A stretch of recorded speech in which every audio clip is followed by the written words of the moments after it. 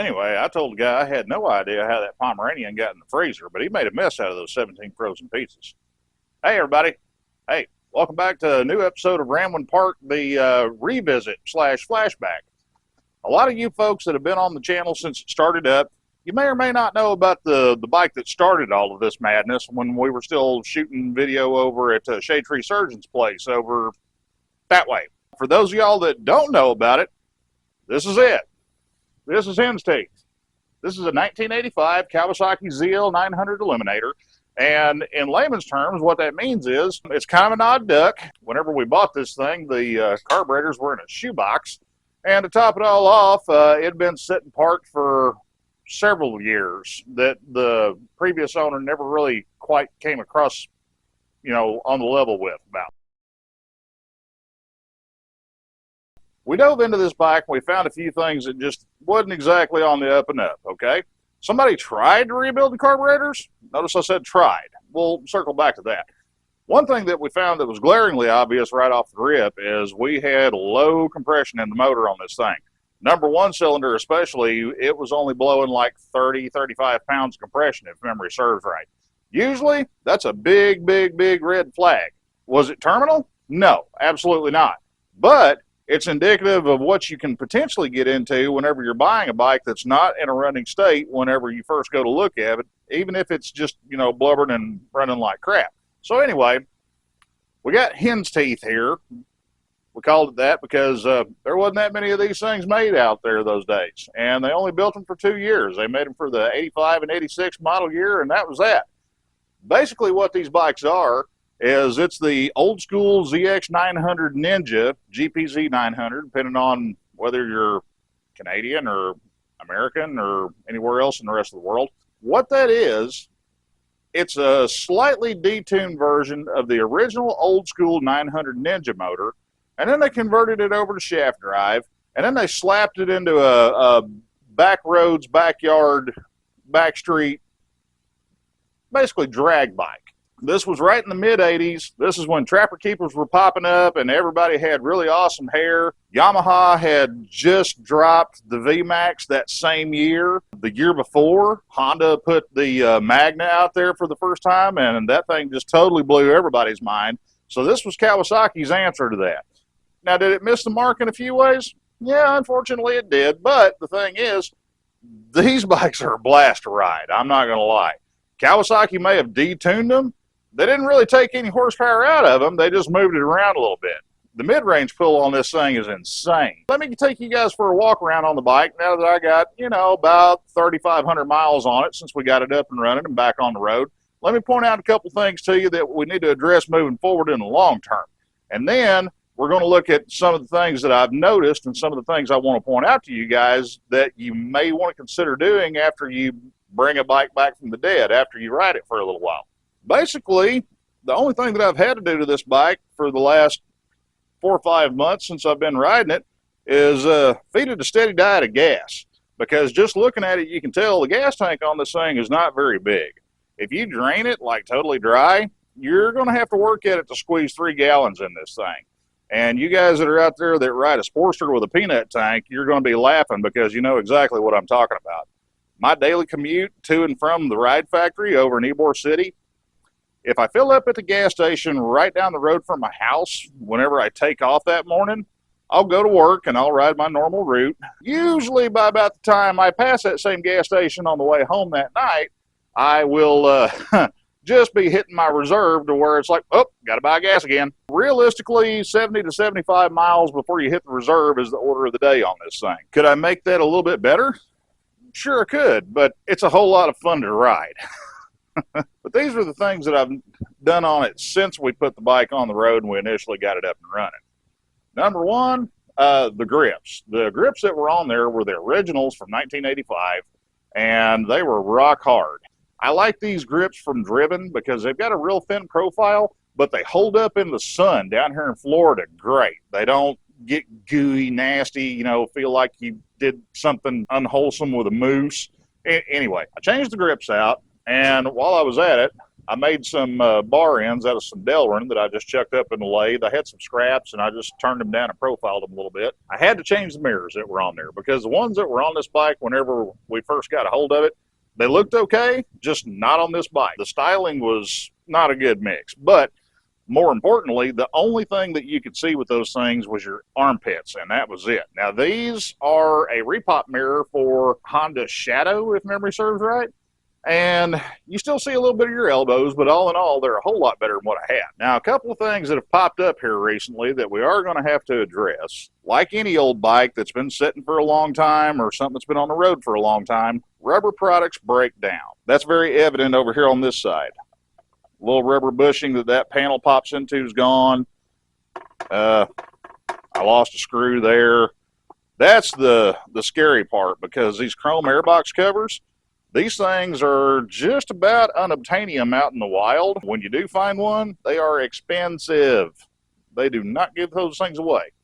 And, oh yeah, the raggedy seat on this thing. My big gripe about that is every time it rains, my butt gets wet because this seat foam sucks up water like a sponge. We're going to look at putting a new seat cover on this thing to kind of deal with that problem and also spiff it up a little bit. Now, surprisingly enough, if you guys remember the video where we were originally bringing this bike back from the dead and putting it on the road, y'all will remember the big gouges that I found in these fork tubes, and it's right at the bottom of the travel, right here where the seals live. These are still the same fork seals. I did go ahead and I radiused the edge of those gouges in the fork tubes enough to where I thought we could get it to hold seals for a little while until we could find a pair of fork tubes for it. I've got fork tubes, and so far, these are holding in there really well. They haven't started leaking. Now, as far as the forks go, I've got the fork tubes for it to replace these with. I just haven't done it yet because, honestly, I was kind of halfway curious to see how long those things are going to hold up, because there was exactly one time where I saw just the faintest hint of a little smear of oil out of one of them, and that was after the bike had been sitting for about a week while we were out of town. So, I don't know. We may deal with it. We may put that on the back burner until, the situation warrants it, because right now they're hanging in there. Now, a couple things that I am going to go over with you guys on this bike while we're here. I have noticed that here the last month or so, the idle has become a little ragged, a little choppy. Nothing bad. I notice it. Most people don't, but I notice it because I ride the thing very regularly. This is something that is commonplace with an older bike, especially one that's been sitting for a long time and sitting stagnant, if you will, where it's not been running. It's been, like this bike had the carburetors off of it. When a motor sits, especially down here in Florida, as humid as it is, it's very common for a very light rust film to develop on valve seats in the head, the face of the valves themselves, and to a lesser extent, the cylinder walls as well. If you guys will remember back to when we dug into this thing originally and we did the compression test on it, we had two cylinders that were low. One of them significantly so. It was only blowing like 30, 35 pounds somewhere in that neck of the woods. Now that was because somebody tried, okay? They tried to adjust the valves. We found evidence that somebody had been in there before me whenever we popped the valve cover off, because the QC paint from the factory had been disturbed. Did they adjust them too tight and not realize it? Or is this a byproduct of somebody going in there to adjust the valves way, way, way back when and it just finally catching up with them? I don't know. But you guys will remember, this is something that I preach continually. Valve clearance will have a direct impact on how your carburetor's set up, how they tune, how they sync. I'm not going to dive into the valve cover again on this because honestly, I really don't think that it's warranted at this point. Everything's had all the surface rust and the funk knocked off of it. It's seen elevated RPM a few times. A few times. But anyway, the bike's been running. Everything's back seated together. Everything's in a running state. Everything's happy. Now, where that comes into play, when we set the carburetors on this bike and when we balanced them, when we synchronized them, it was right after I got the thing running. It hadn't had any runtime on it. And they synced in beautifully. Fast forward, 4 or 5 months, a couple thousand miles. All the rest of the motor is limbered back up, so to speak, and everything has found its home. We're going to throw these carb gauges on here, the ones that I showed you guys in the video last week, and we're going to see just how much it shifted a little bit here and there. And also, while we're in the middle of all that stuff, I'm going to point out a couple of things to you guys that I have seen pop up that's a potential problem that we're going to address here in the short term. That way it doesn't become a big problem. Break small, miss small, break small, spin small. Yeah, you know what I'm talking about, okay? We noticed a problem. We need to fix it before it becomes a big problem. Okay, step one, as far as diving into all this and seeing where we stand with our carburetor adjustment, idle mixture, things like that, we got to get the gas tank off of here. But to do that, it's kind of like juggling chainsaws while you're putting a diaper on an octopus. There's a bolt here that you got to pull out of the back of the gas tank before you can lift it up, but you got to pull it out before you take the seat off because of the way the seat bracket hinges on this. It's kind of weird and kooky. So anyway, let's get down to it. Yep, that rubber's breaking down bad. Looks like we're going to be ordering some tank bushings and things like that for this bike. This always made me laugh. They give your seat a kickstand. How cool is that? I know, it's little things, but it appeals to my inner nerd, okay? Give me a break.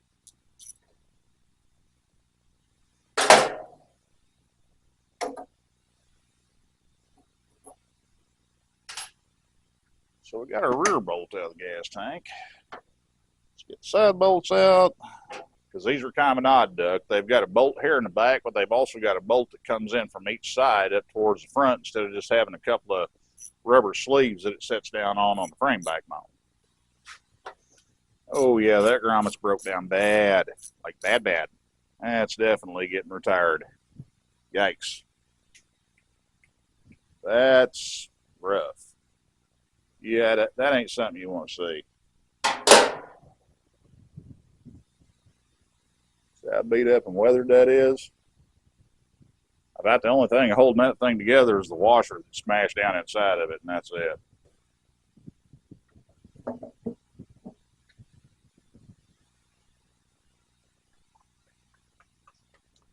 All right, so it fibbed a little bit. You can pull the gas tank off of it without having to take the seat off, but it's a little bit of a juggle. And of course it latched back. Why wouldn't it?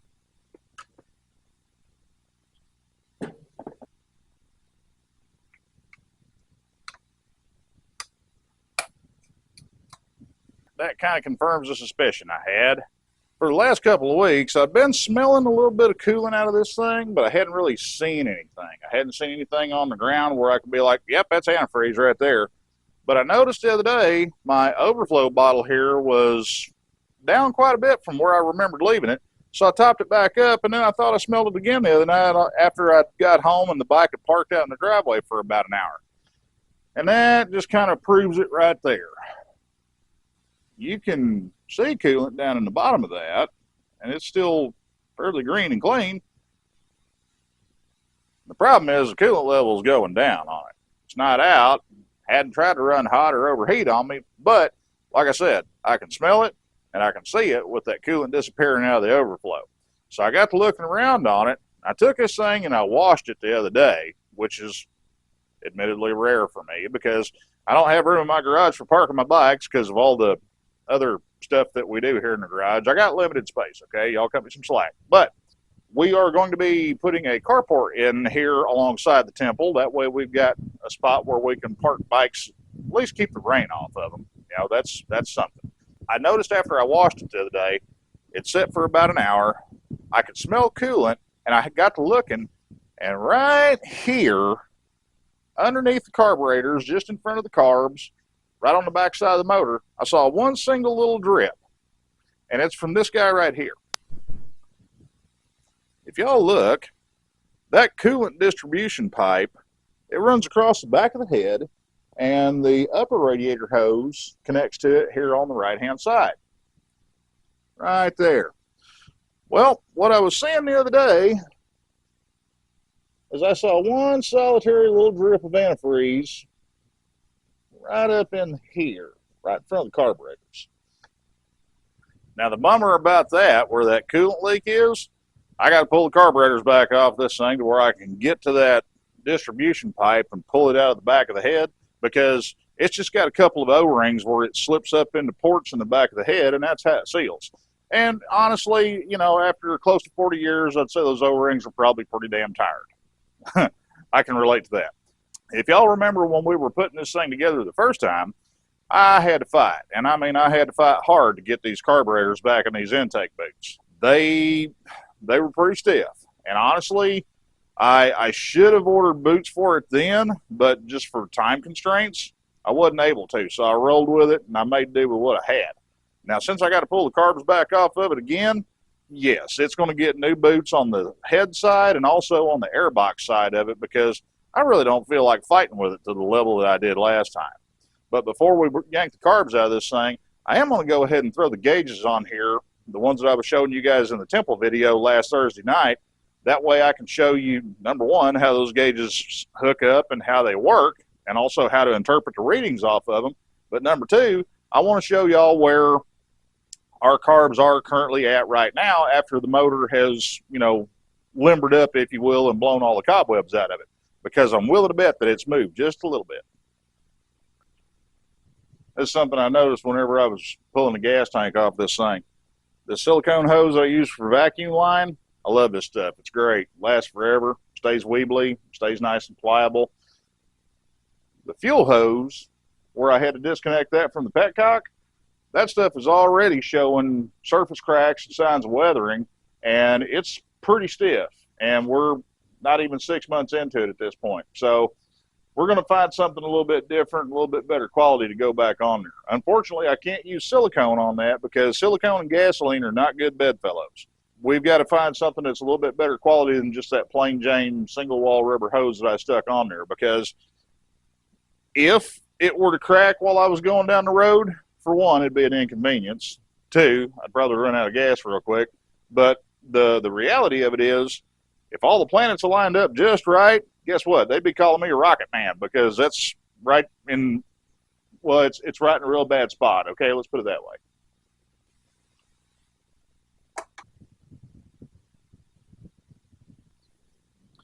All right, gang, bumpkin tip here. Remember these? Yeah, these are the gauges I was showing you guys last week on the tool talk at the Temple video.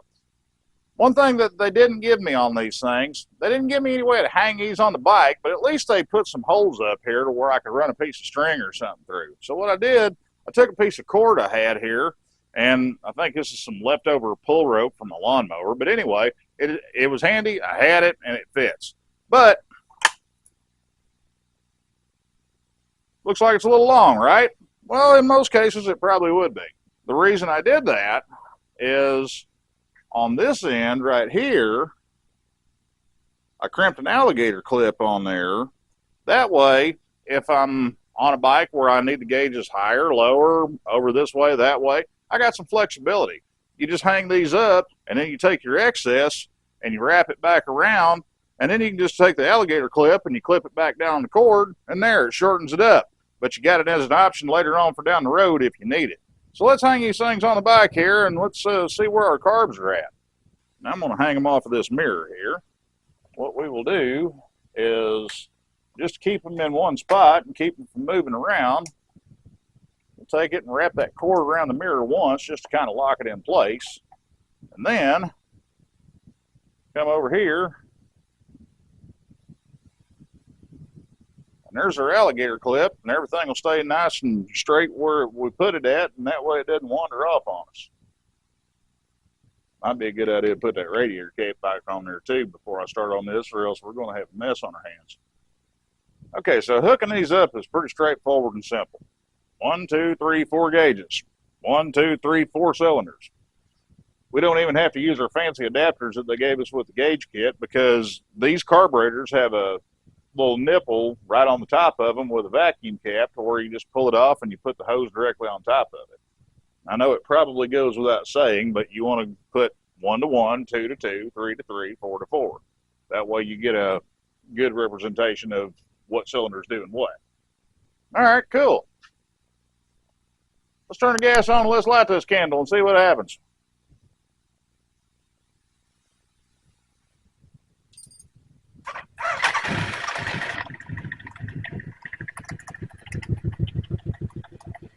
They got palsy. That's where these dampener valves come in handy. Because you turn them in real slow until you just see a little bit of twitch out of the needle, and that way it keeps them from doing that.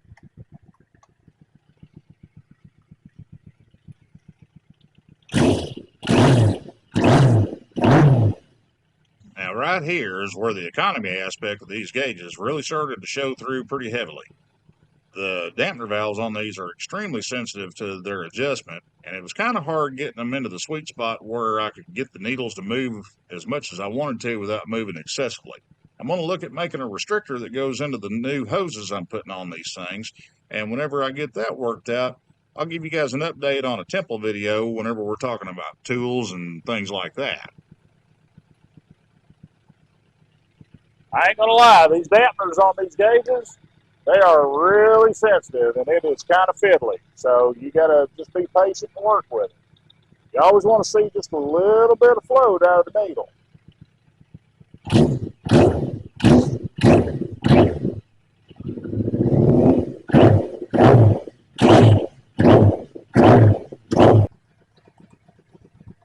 Now, if you look close, you'll notice there's some slight discrepancies from one cylinder to the next.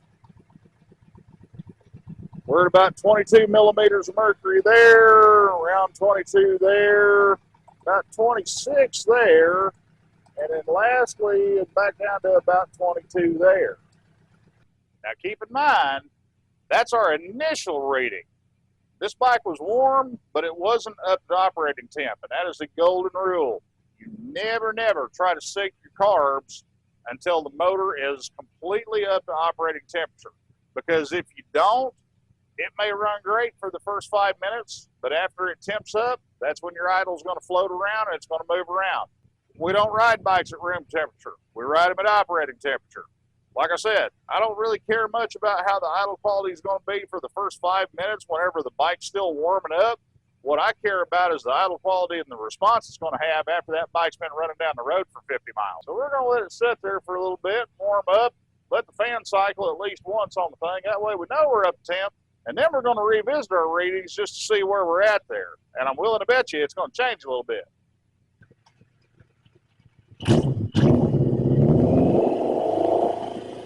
Cooling fan just now kicked off, but you can see there's number one cylinder. We're hanging in there at about 24 millimeters of mercury. Number two, about 24, 25. Number three, he's an overachiever. He's pulling about 26 right there. And then back over here to number four, he's pulling about 22, 23, depending on how you look at it.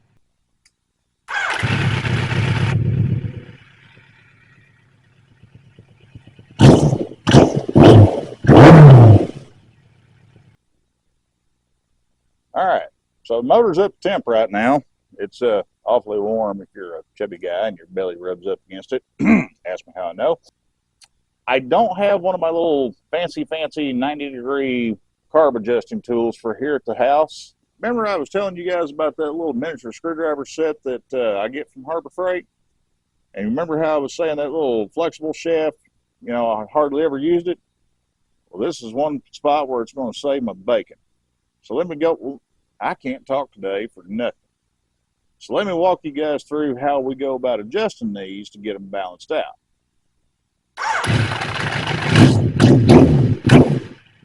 Now, like I said, the bike's up to operating temp. Flip the throttle a couple times just to stabilize the idle, clear it out a little bit.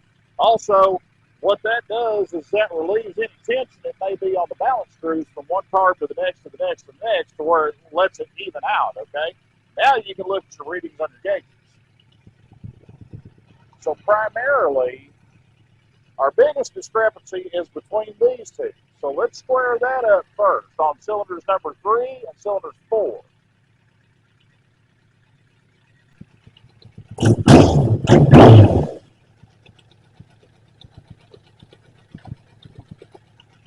We are real close there.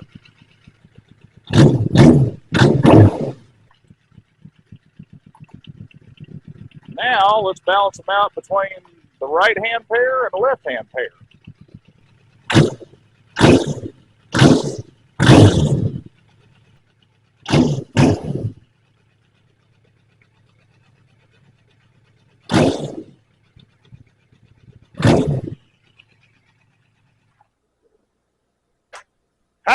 Timed that about right. Fan just kicked on again. Okay, so you guys can see how just a really small adjustment like that can make a pretty big impact on idle quality. And also, how putting a couple of thousand miles on a bike that's been laid up for a long time is going to require, yeah, I ain't had that much coffee today, guys. Words are hard, y'all. You can see how that's going to require, after you have the bike on the road for a little bit, to do the job right, you really need to go back and revisit your throttle sync, you know, after you get, say, 1,000, 1,500 miles on it, something like that. And this is something that whenever I do one of these bikes at work, I let my customers know about.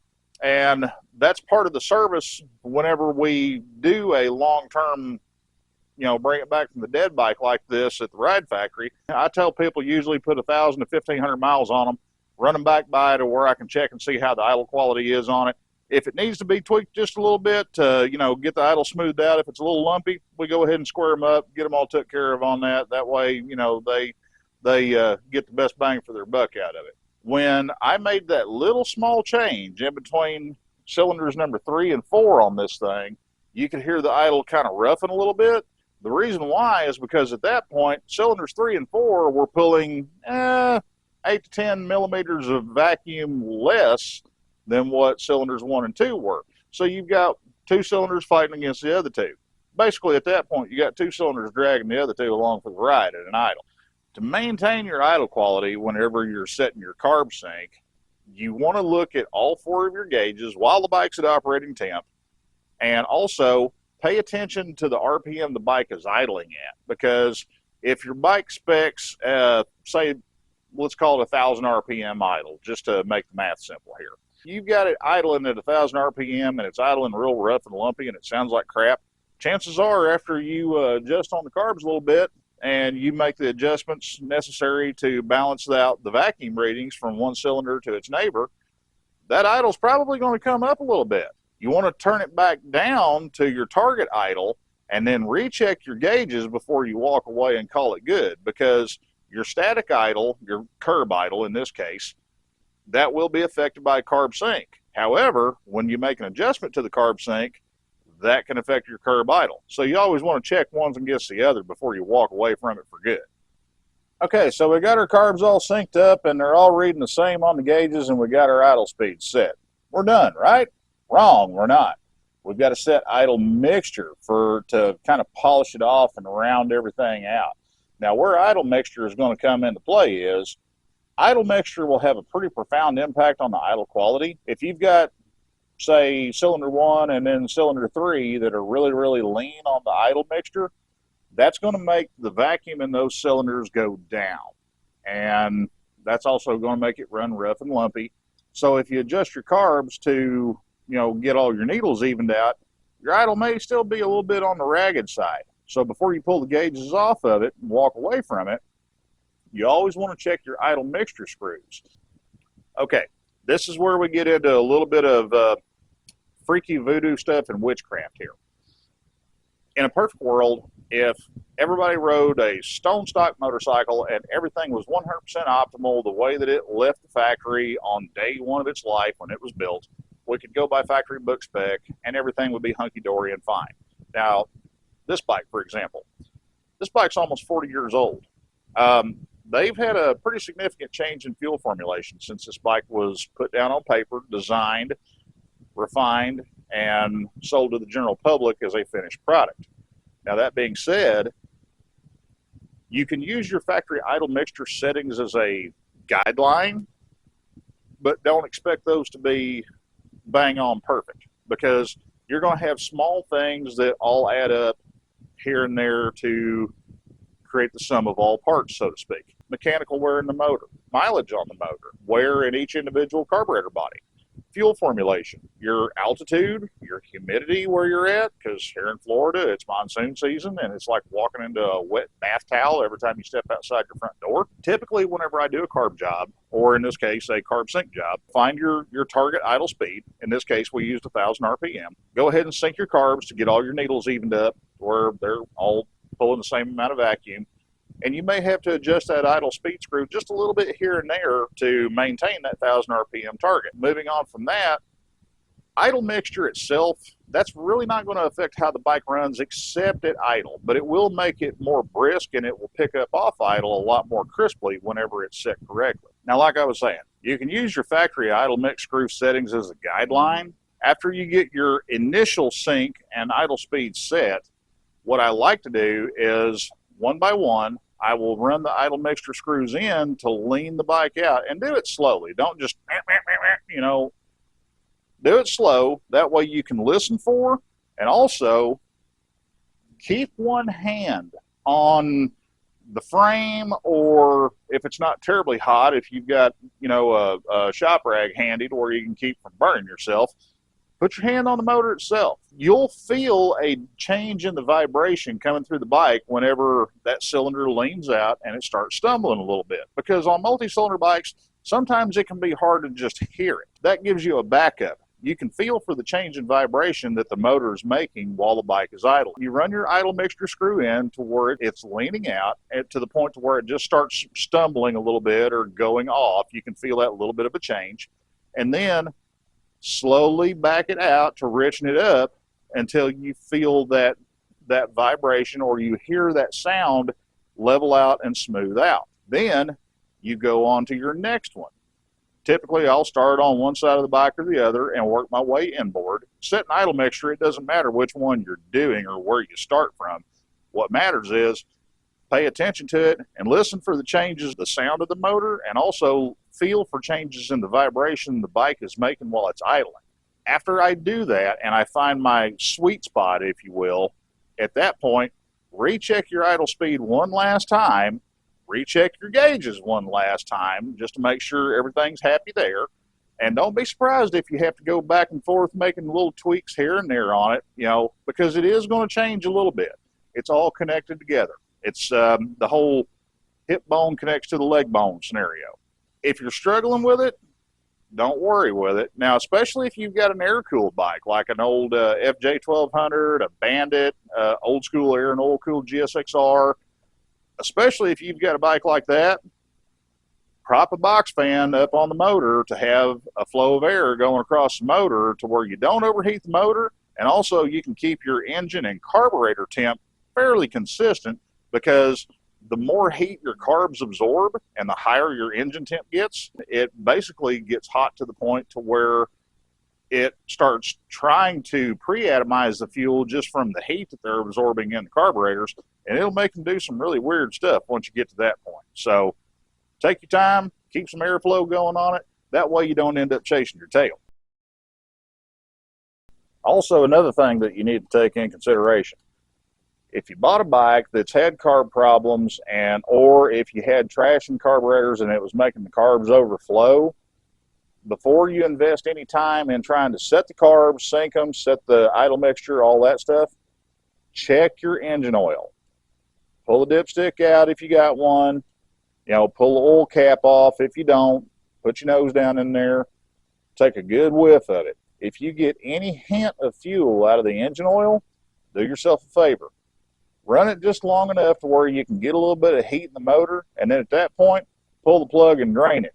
Get that crap out of there, because what's happened is the carbs at one point in time, or probably several times, have ran over. And in the case of this bike, when we first got it up and running, what I found on it is the carbs had overflowed, and when they did, there was a couple of cylinders where fuel had spilled into the cylinders, and as the bike set, eventually it crept down past the piston rings and it wound up in the crankcase.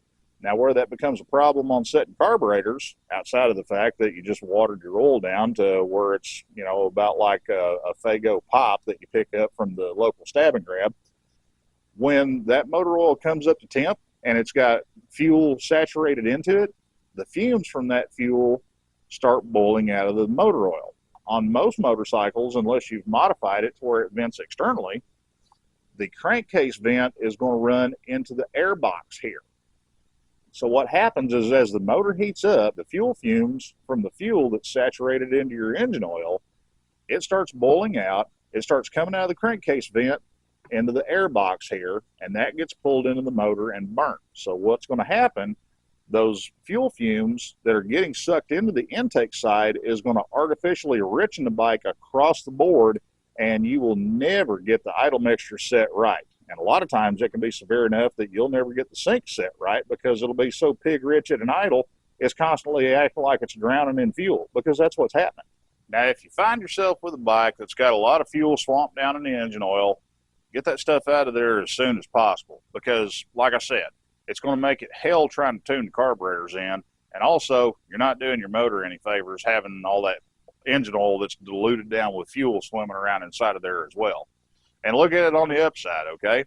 That fuel that's in there does a pretty good job of cleaning out all the junk and funk and tar it builds up inside of a motor after it's been neglected and left to sit and rot for the last 20 years. On this bike, whenever we first got it up and running, you could almost set your watch by it, because it would run about 3, maybe 4 minutes, and then it would literally choke out and shut off. It was probably about a 50-50 mix at that point. And I just about bet money that you could have put the oil that I drained out of this thing into a weed eater, and it would have at least tried to run on it. I've still got to go back and I got to tidy up my wiring where we did the stick coil conversions on this. That's something I should have done. I just haven't done. Honestly, I've been having too much fun riding this thing. We got some basic maintenance we got to do. We got to replace O-rings on this coolant transfer pipe that screws to the back of the head. That ain't going to be no fun, because you can see how those things worm down in there. I looked at it and I pondered on it, and I thought to myself, there ain't no way you're going to get them out of there without pulling the carbs. And then Self realized, oh crap. The other night I ordered some new intake manifold boots and some new airbox boots for this thing. I am not fighting with that crap putting this thing back together for the second time. We're going to get our wiring cleaned up on our coils and make that pretty and not have it flopping in the breeze and everything. If y'all are familiar with these bikes, they have a guard that bolts in here on the cylinder head, and it wraps around and it attaches here. And basically it's a knee knocker that keeps your leg from banging into the side of the motor whenever you're on the bike. I've got those, and I need to replace these little rubber isolator mounts that hangs them back here, because after 40 years they pretty much just rotted apart. I'm going to get the seat recovered and get that done up. And while we're at it, since we're going to have the body work off of it here and there, doing a couple other things, I'm going to see what I can do about restoring the finish on this radiator shroud, because you can see if you just drag your finger on there, it gets the chalkies going on. I'm not sure exactly how I'm going to go about doing that just yet. Anything's bound to be better than what it looks like right now.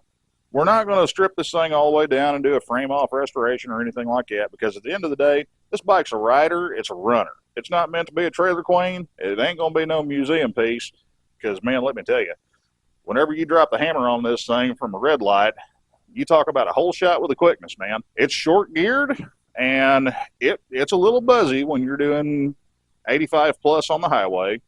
Don't do that. You're not supposed to do that. That's bad. Coming off the line, this thing rips through first, second, and third gear with a quickness. Now, one thing I did notice the other day, this thing's been marking its spot just a little bit. Yep, we are not going to temp fade anymore. We are stopping right there. I noticed every now and then, whenever I'd come out to this thing, I'd see it, and you can see it right there. We got that little spot of oil right there. A little bit of rotella, and it has escaped its natural environment. It's probably going to be a little difficult to see. Where this shaft drive, angle drive housing bolts to the crankcase of the motor itself, there's a gasket back behind that is well known in the Kawasaki concourse circles to create a leak there. And you can see where it's coming from right there, just to the left of that banjo bolt right there at the bottom of the water pump. Kawasaki has actually revised the type of gasket paper that they spec for those things here in recent years. And instead of using a regular paper gasket, they use a graphite type of gasket now, and that solves the problem. It's just the only downside is I got to pull the back end off the bike, because to be able to get this angle drive out of here, I got to pull the swing arm out to get the drive shaft and everything out. Yay, fun. Good times. But, you know, hey, it's old bike shit, man. It's one of them things you just deal with. One more thing that I noticed on this after I started riding it, it's got a little bit of warpage in the front rotors. If you look, you see that gray stripe right there? That's a low spot where that rotor is not making full contact with the brake pad every time it comes around.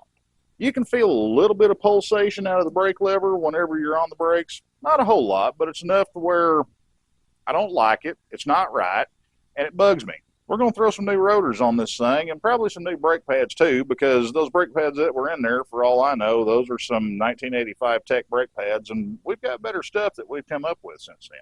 So just to kind of go down the list of what we're going to do on this thing moving forward, we got some rubber products that have degraded, and that's to be expected on a bike that's knocking on the door of 40 years old, okay? Everything breaks down whenever you hit the big 4.0. I'm living proof. But we got some grommets that holds the bodywork on we're going to replace. The intake manifolds themselves and the airbox boots on the carburetors, they're getting replaced. We got to pull the carburetors out to be able to take care of that coolant leak on the backside of the cylinder head from where those O-rings have dried up. We're going to get some new coolant in this thing, get some new O-rings in here. I'm most likely, if I can get them in the correct size, I'm probably going to put silicone O-rings back in place of the traditional rubber O-rings on that coolant manifold. The silicone O-rings do a really good job of keeping coolant where it's supposed to be at, and they don't weather and break down and dry rot and harden like a conventional rubber-based O-ring does. So it's a good upgrade if you got to do something like that. We're going to put a set of front rotors on this thing and some new brake pads. I'm going to let the forks ride for the time being because honestly, I haven't seen a valid reason to replace the tubes on them just yet. I thought that they were going to leak like a sieve as bad as they were gouged up, but luckily they're hanging in there. So we're going to let it ride and we're going to see what happens with it. One thing that I am going to do though, whenever I put the tires on this bike, when we first got it back on the road, I did notice it's got a little bit of a hitch in the steering stem bearings on it. And I can feel that whenever I'm out riding it. It's not terrible. It's nothing that's dangerous, but it is something that's bothering me, and it shouldn't be that way. We got a set of neck bearings. We're going to throw those in there, do a little bit of surgery on the old girl. Basically, we're going to take her to the plastic surgeon, and we're going to, fix the drippy and saggy parts, and she's going to look like a brand new Cadillac. So since I got to take the back end off of it to pull the drive shaft to deal with that oil leak over on the angle drive on there, we're going to have the front end off. We're going to have the back end off. We're going to do a little bit of cleaning. We're going to probably, throw a little bit of polish on the wheels just to spiff them up a little bit. Maybe touch up a little paint here and there along the way. I'll be honest with you, it's not going to be a concourse restoration by any stretch of the imagination, but if I can make the little girl look a little bit cleaner and add a little bit more sparkle to it here and there, hey, why not take the time to do it while we got it? Because it's right there in front of us, and once I get this thing back down on the ground, it ain't going to sit still long enough for me to worry about doing it later on. Well, I think that's going to about do it for this revisit episode of Rambling Parts. The stuff that we're seeing on this bike, is this anything big? A few of them are kind of a pain in the ass deal, but how deep are we getting into this bike? Well, this is 40-year-old bike stuff, folks. If this bike hadn't have been set, if this bike, fuck me, I can't talk. God damn, I got to turn this shit off and take a break for a minute. So anyway, guys, there you have it. What, you thought I forgot? Come on now. Y'all know me better than that. Check it. It's classy and stuff. Anyways, like I was saying, we got a few things we got to tend to here and there. A couple of oil leaks, a couple of coolant leaks, basic old bike stuff. Is it a death sentence? Oh, no. I mean, this is normal maintenance. If this bike got rode every day of its life for the last 40 years, you'd be dealing with the same kind of stuff. It isn't a byproduct necessarily of the bike sitting laid up dormant. It's age, it's miles. Things wear out. That's the way it is. We got some oil leaks. We got some coolant leaks. Got a couple things we're going to do here and there just for creature comforts, if you will. Also to make sure we don't lose some of the body work on this thing that is almost unobtainium and stupid expensive when you can find it. I'd much rather spend 10, 15 bucks on some rubber grommets now rather than 200 bucks plus for a new side cover later on if it blows off going down the road. I don't need that kind of revelation in my life. We got to order some parts. We got to do a little bit of wrenching. When we're in the middle of doing all that, I'll make sure I got you guys along for the ride with me, especially whenever it comes to doing the steering stem bearings on this thing. We have done that before, but we really didn't get a chance to show you guys really well the process. And that's something I'd really like to share with you to where you can see how it goes from, start to finish. That way, if you're faced with having to deal with something like that on your own bike, you'll have a decent guideline to go off of. The rest of the stuff, no big deal. But the coolant leak, no, I don't want to roll them dice. Now, just to let you guys know, if you've been living under a rock or if this is the first time you've ever been with us, go over, check us out on Patreon. Newsflash, breaking news. Here we go. Here it is. We talked about it this morning, and it is a done deal. The Daddy Dirt, Barnacle Boy, the Fester Express, the Tetanus Express, whatever else you want to call it, the Ironhead Sportster, the Bug Out Bike, the Get Out of Dodge Bike, that bike is getting given away to a Patreon member that's going to be drawn completely at random. And the thing is, you don't have to be a contributor on Patreon. All we ask is that you be a member. You guys take the time to hang out, pick up a few things, maybe learn a little bit of something along the way. That's the least that we can do to kind of give back to y'all for how supportive you've been with me ever since I decided to jump into this feet first and try to dabble into the world of YouTube. Here's the thing. Actually, two things. Number one, I'm not going to let you see it until it's done. And number two, that bike is going to get drawn and it's going to be given away, Forgotten Angels, here in October at the Weirdos Campout. Check out the schedule of events and also the registration and the all the forms you need and whatnot, all the information you need. It's at ForgottenAngelsFlorida.org, okay? Go check those guys out. If you don't know what Forgotten Angels is, do a little bit of reading while you're there, okay? Take some time, learn a little bit about them. They're a hell of a good organization. Honestly, David and Cindy are people that truly have a heart of gold. They take these young men that have aged out of the foster care system into their homes, into their lives. They support these kids. I say kids, they're young men at this point, but they give these guys the first chance they've ever had to actually be part of a family, be part of a community, instead of just being a afterthought that's bounced around from foster home to foster home to foster home and then put out on the street at, whenever they turn 18 because they're no longer a viable source of income for the foster parents that have been putting them up. It's really sad, but unfortunately, that's the sad reality of it. Go check them out. We will be out there at the Weirdos Campout here in October. We're giving away Barnacle Boy. The only catch is you got to be a member of the Patreon to be in the drawing on that, okay? So if you guys aren't already over on the Patreon, go over there, check me out. Doesn't cost you one plug nickel, okay? I'm not trying to euchre money out of you or anything like that. This is something that we decided that we wanted to do exclusively for our Patreon members. Some of you guys that come over there, man, I love you. I love each and every single one of you. But I'll tell you, some of y'all, man, y'all are definitely my brand of weird, okay? That's the kind of home that bike needs. It's something more now.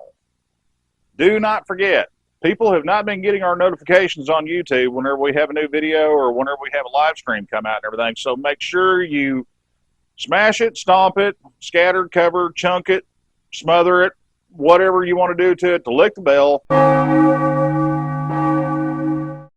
Hit the like, hit the subscribe. That way you get your notifications whenever we have a new video that comes out.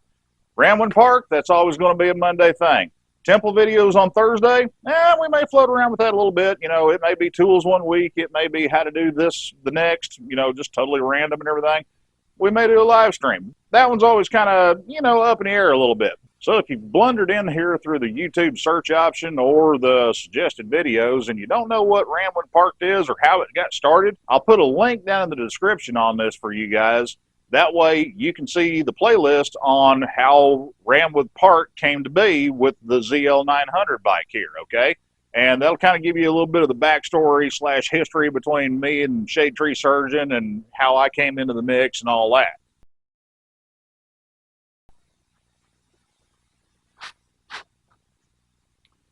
So let's go down the checklist here. Turn on camera, talk about motorcycles, change my shirt. Oh, yeah. Don't forget Gary. Got to keep Gary happy because you know how Gary gets, all right? Hit the bell. Let's do it. It's okay. It'll be all right. Just bing. Hit the bell. Force will be with you, always.